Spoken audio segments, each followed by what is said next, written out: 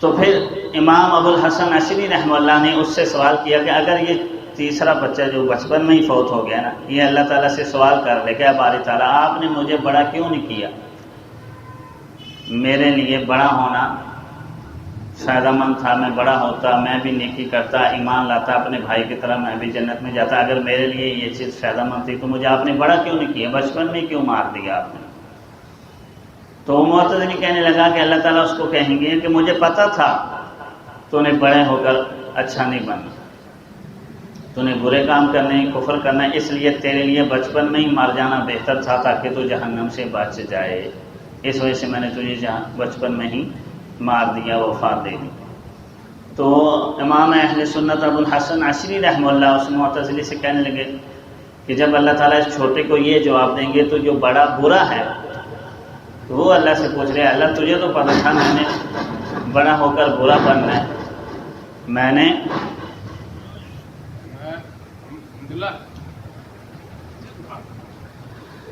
نے بڑا ہو کر برا بننا ہے، تو آپ نے میرے چھوٹے بھائی کی طرح مجھے بھی بچپن میں کیوں نہ موت دے دی تاکہ میں جہنم سے بچ جاتا، میرے لیے وہ چیز فائدہ مند تھی جس طرح میرے چھوٹے بھائی کے لیے وہ چیز فائدہ مند تھی۔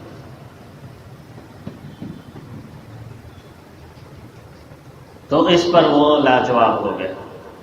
اور پتہ چل گیا کہ اللہ کی ذمہ میں کوئی چیز لازم نہیں، اللہ تعالیٰ اپنا فضل فرمانا چاہے تو فرما سکتے ہیں، اگرچہ اللہ رب العزت کے ہاں ضابطے طے ہیں اور اللہ تعالیٰ نے خبر دے دی ہے کہ میں نے مشرک کو کافر کو بخشنا نہیں ہے، لیکن اس کی قدرت کے متاحت ہے، اس کی قدرت پر کوئی سوال نہیں اٹھا سکتا۔ مالک یوم الدین، روز جزا کا مالک۔ اسی کے بعد فرمایا ایاک نعبد و ایاک نستعین، اے اللہ ہم تیری ہی عبادت کرتے ہیں۔ اس کا ترجمہ یہ نہیں اللہ ہم تیری عبادت کرتے ہیں، ترجمہ تیری ہی عبادت کرتے ہیں، یعنی تیرے علاوہ کسی اور کی عبادت نہیں کرتے، یہ اس کا اصول و ضوابط کے اعتبار سے اس کا صحیح ترجمہ یہی ہے۔ وَإِيَّاكَ نَسْتَعِينُ، اے اللہ ہم تجھی ہی سے مدد چاہتے ہیں، یعنی کہ تجھ سے مدد چاہتے ہیں، تجھی ہی سے مدد چاہتے ہیں، یعنی تیرے علاوہ کسی اور سے مدد نہیں چاہتے۔ جس طرح تیرے علاوہ کسی کی بندگی جائز نہیں ہے، اللہ رب العزت کے علاوہ کسی کی عبادت جائز نہیں ہے، اسی طرح اللہ رب العزت کے علاوہ کسی سے مدد مانگنا بھی جائز نہیں۔ اور یہاں جو مدد مانگنا اللہ کی ذات کے ساتھ خاص ہے اور غیر سے اس کی نفی کی جا رہی ہے، وہ ما فوق الاسباب ہے کہ جہاں اسباب ختم ہو جائیں اور وہاں کسی کا آوازہ بلند کرنا، کسی کو مدد کے لیے پکارنا، یہ جائز نہیں۔ ما تحت الاسباب، جب جیسے انسان ایک دوسرے سے کہہ دیتا ہے یا مجھے کچھ پیسوں کی ضرورت ہے مجھے دے دی، یہ جو مدد ہوتی ہے اسے تعاون کہتے ہیں، یہ استعانت نہیں ہے۔ اور تعاون کے بارے میں قرآن کریم کے اندر ہے تعاونوا علی البر والتقوی، نیکی اور بھلائی کے کاموں میں ایک دوسرے کا تعاون کرو، ولا تعاونوا علی الاثم والعدوان، اور برائی کے کاموں میں ایک دوسرے کا تعاون نہ کرو، گناہ میں، ظلم و زیادتی میں ایک دوسرے کے معاون نہ کرو۔ یہاں ہمارے یہاں کہا جاتا ہے کہ ایک چھوٹی سی گولی قبض کشا ہو سکتی ہے تو فلاں مشکل کشا کیوں نہیں ہو سکتی؟ بھئی وہ گولی کو انسان اسباب کے درجے میں اختیار کرتا ہے اور اس کے بعد اس کو سبب ہی سمجھتا ہے، اصل نہیں سمجھتا، لیکن دوسرے طرف ہم ذریعے کو اصل سمجھنے لگ جاتے ہیں اور وہ چیز قرآن و سنت کے بالکل خلاف ہے۔ عبادت کہتے ہیں انتہائی درجے کی تذلل اور عاجزی اختیار کرنا، اور یہ اللہ رب العزت ہی اس لائق ہیں کہ اس کے سامنے انسان انتہائی درجے کی تذلل، عاجزی، انکساری اختیار کرے۔ دوسرے اس لائق ہی نہیں ہیں کہ اس کے آگے انتہا درجے کا انسان عاجز بن جائے اور ذلت اختیار کر لے۔ ہمیں تو دوسروں کی بندگی تو دور کی بات ہے، بندگی کی طرف جو اشارات ہیں یا کوئی ایسے طریقے ہیں جو بندگی کی طرف انسان کو لے جانے والے ہیں، وہ طریقے بھی روک دیے گئے ہیں، ایسی تعظیم بھی روک دی گئی ہے جو تعظیم عبادت کے درجے کے قریب ہو جائے، کسی سے اس قدر جھک کر ملنا کہ انسان رکوع کے قریب ہو جائے اور اس کے آگے سجدہ ریز ہو جائے، چاہے تعظیماً ہی ہو، عبادتاً تو کسی کے آگے سجدہ ریز ہونا کفر اور شرک ہے، اور تعظیمی طور پر کسی کے آگے ماتھا ٹیکنا یہ بھی حرام ہے۔ نبی علیہ الصلوۃ والسلام کا فرمان ہے کہ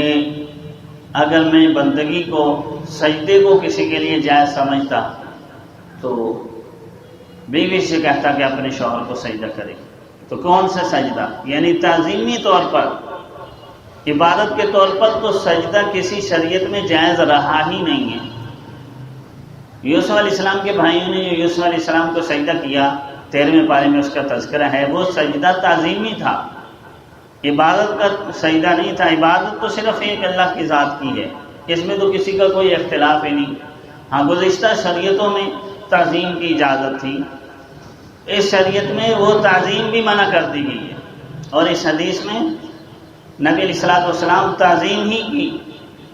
سجدے کی نفی کر رہے ہیں کہ اگر جائز ہوتا تو میں بیوی سے کہتے شوہر کی اس قدر تعظیم کرے کہ اس کو سجدہ کرے، لیکن سجدہ روک دیے گئے، کیونکہ تعظیمی اور عبادت کے سجدے میں فرق نہیں کیا جا سکتا۔ تو اس وجہ سے اس شریعت کی خصوصیت یہ ہے کہ جس طرح غیر کی عبادت منع کر دی گئی ہے، شرک منع کر دیا گیا ہے، تو شرک کی طرف جانے والے جو رستے ہیں وہ بھی منع کر دیے گئے ہیں، اور اس میں بھی کسی کا کوئی اختلاف نہیں ہے، یہ اتفاقی مسائل ہے۔ اور انسان کو یہ بات سمجھا دی گئی ہے کہ جب بندگی اپنے رب کی کرتے ہو تو مدد بھی اسی سے چاہو، وہی تمہارے مسائل کو حل کرنے والا ہے، اسی کے آگے انتہائی درجے کی تذلل و عاجزی انکساری اختیار کرو اور اپنے رب سے اپنی مشکلات حل کرواؤ۔ نبی علیہ الصلوۃ والسلام نے صلاۃ الحاجہ کا امت کو تصور دیا کہ جب تمہیں کوئی بڑی ضرورت پیش آئے تو 2 رکعت نماز صلاۃ الحاجہ کی نیت سے پڑھو اور اپنے رب سے مانگو، اللہ رب العزت تمہاری مشکلات کو حل فرمائیں گے۔ اللہ تعالیٰ کی ذات ہمیں قرآن و سنت کی اسرار اور موضوع کو سمجھنے اور اس پر عمل پیرا ہونے کی توفیق عطا فرمایا۔ حدیث طیبہ کے اندر ہے کہ جب بندہ پڑھتا ہے نا الحمدللہ رب العالمین، تو اللہ تعالیٰ فرماتے ہیں حمیدنی عبدی، میرے بندے نے میری تعریف کی۔ اور جب بندہ پڑھتا ہے الرحمن الرحیم، تو اللہ تعالیٰ فرماتے ہیں میرے بندے نے میری ثنا بیان کی۔ اور جب وہ پڑھتا ہے مالک یوم الدین، تو اللہ تعالیٰ فرماتے ہیں ماجدنی عبدی، میرے بندے نے میری بزرگی بیان کی۔ اور جب بندہ پڑھتا ہے ایاک نعبد و ایاک نستعین، تو اللہ تعالیٰ فرماتے ہیں ھذا بینی و بین عبدی، یہ آیت میرے اور میرے بندے کے درمیان ہے، وَلِعَبْدِ مَا سَأَلَ، اور میرے بندے کے لیے وہ ہے جو اس نے مانگا ہے۔ یعنی جب مدد مجھ سے مانگ رہا ہے تو میں اس کو وہ دوں گا، کیونکہ بندگی وہ میری کر رہا ہے، تو میں اپنے عبادت گزاروں کو بے یار و مددگار نہیں چھوڑوں گا۔ اللہ کی ذات ہمیں سیکھنے سمجھنے